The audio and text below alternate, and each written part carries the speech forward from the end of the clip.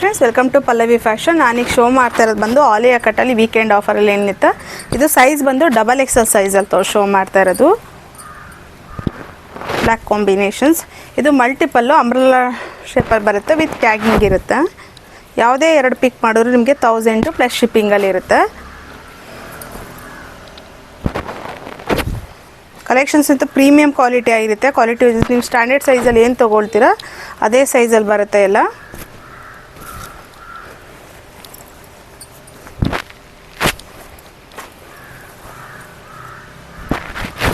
ಎಲ್ಲ ನಾನು ಶೋ ಮಾಡ್ತಾ ಇರೋದು ಬಂದು XXL ಸೈಜಲ್ಲಿರುತ್ತೆ.